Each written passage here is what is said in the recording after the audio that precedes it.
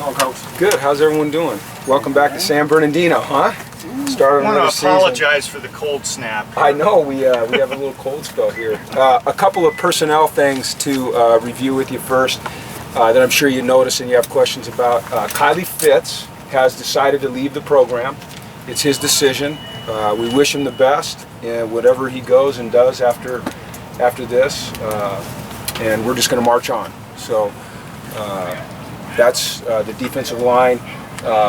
I know you have questions about the 3 scholarship freshmen that are not part of the 105. Jordan Lasley, Dwight Williams, and Aaron Sharp.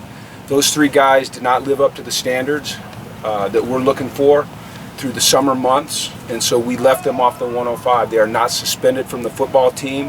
They will be rejoining us on August 31st after our first game. I expect them to come back more mature and more focused. But other than that, I really can't comment on it. We made some position switches, okay?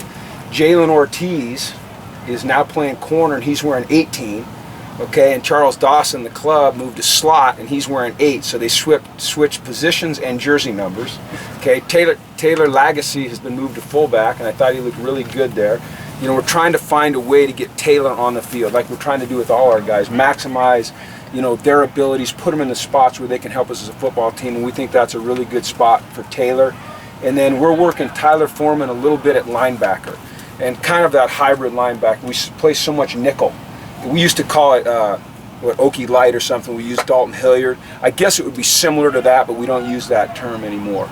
So those are the position switches. I thought it was a good day. You know, we had good meetings this morning. We came out, we had a really productive walkthrough, and then I thought we had a good practice. It's always interesting to go back and watch the film because you see more, you know, some good, some bad than you recognized with your eyes out here. But what I like is I like their focus, I like their attitude, I like their enthusiasm, and I think that we're going to get a lot of great work done up here at San Bernardino. For us, it's great to come back here. The campus is amazing. The facilities are great for us. You can see we're using a different field this year. We've got a really nice full field for our defense. We'll be able to utilize that for teamwork as well. The grass is great. This university has done an excellent job of taking care of us. The facilities are great. The meals are great. The meeting rooms are great. They're very accommodating. I think the weather is perfect. Hopefully, you know, it gets a little bit warmer for us so that we can be a little bit more uncomfortable. Having a little humidity this morning, I think, is a plus. Going to Virginia where it's going to be humid, we need to try to find ways to get acclimated to that as much as we can.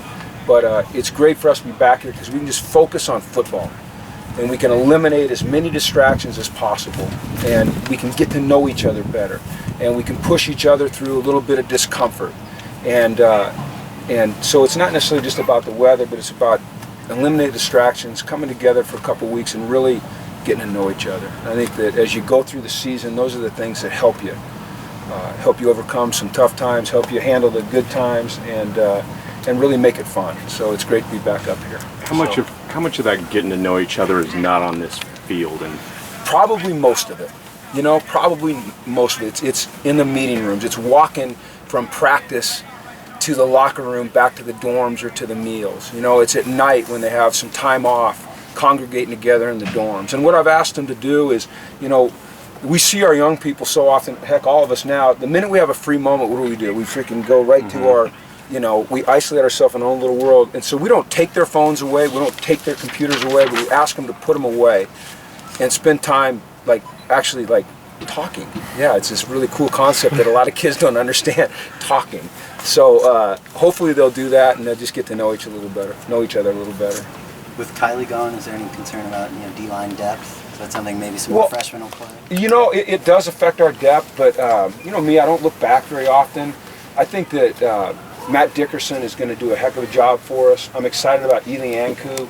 You know, I think that Jacob is a guy, and this is based off of one day, but he can bend, you know, he's explosive. We'll see where they go. Sure, it's always going to be a depth, you know, but I think that we'll be okay there. You know, I think it's unfortunate, but these are the kind of things you deal with sometimes in college football. You know, you're dealing with kids that are still maturing, still developing. They have changes in the way they feel about things, and their goals change, and you just have to plug on. Are you a little disappointed you didn't try and stick it out? I would not say I'm disappointed in Kylie. I'm disappointed because I like Kylie an awful lot. But, you know, I'm not disappointed in Kylie. You know, he has different goals right now. And so, like I said, I just wish the best for him. You know, that's what you got to do. What's the status of Darren Andrews? He's out for the year. He's going to redshirt. The knee. Yeah. Remember, he missed all spring. Right. And he had the surgery. They did it's a microfracture surgery. And so he's going to be out for the whole year. So, as well as Johnny Johnson. I think, you know, the guys that I think we talked about in the spring. So, is there anyone else? Simon's, he's cleared. He's just we're gonna work him in slow. He'll work through some individuals, and then we'll get him into some teamwork. But he's actually doing pretty well. We don't want to just overdo it right out the gate. You got an idea what happened with Mossy? He came down on his left shoulder. They're taking him to get an X-ray. Hopefully, it's just a minor AC sprain. You know, that guy's a good football player, and I think that he's a guy that could have a real impact this year.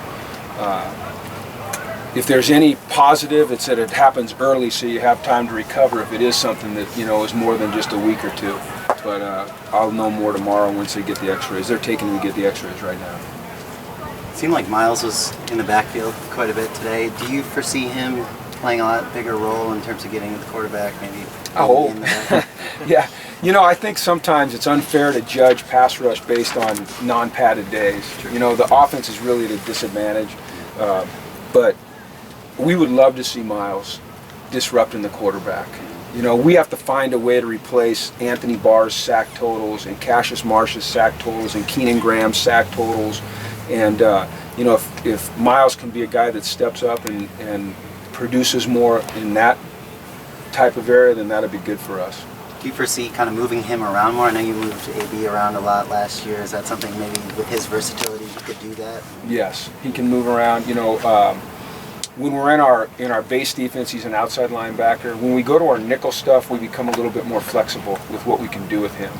But once again, it's kind of like using him on offense. It's so intriguing, you know, and you go, God, there's so many things this guy can do. But at some point, you have to put the brakes on because you have to think of, you know, his productivity and are you going to overwhelm him? Are you going to limit his ability to be effective doing what he does best, which is playing linebacker, if you start asking him to do a million things? So I think we just have to be guarded against that, but at the same time find that sweet spot because he is an impact player, and we do want to create mismatches with him. Connor started out with the first string at right tackle. Does he have a leg up at that position, or is it going to be slow rotation? I think it's going to be very competitive there. I really do. I think, you know, hopefully Connor can stay healthy. I mean, the transformation of Connor through, you guys know him better than I do, but it's really been something else. I mean, he looks fantastic. I think there's going to be a few days here where he has to kind of feel his way through practice because of the shoulder and just see where he is. At times today he looked a little hesitant, but I think every day he'll become a little more comfortable. But I hope that there's really good competition there. You know, I hope that Simon's in the mix and Powasi's in the mix and, you know, Connor's in the mix and then the best guy starts, but we develop depth along the way. I think that when you look at our offensive line now, it looks a little bit better than it has in the past from a depth perspective. Even is Priest making, you know, any improvements since spring? I think he does. You know, I know there's a lot of question as to whether or not he can really play corner, and I understand that, you know, because he hasn't proven that he can. But I still see traits that I like at that position. I do. I see length. I see speed. You know, because he came in as a 5-star, I think we just expected so much of him. And sometimes, you know, it takes a little bit longer for a guy to develop. I hope I'm right. You know, I hope I am. If I'm not, then we'll eventually find a place for him to play. But I think he can play corner, and I think he can play it effectively. You guys good? Is that it? Okay, thanks everybody.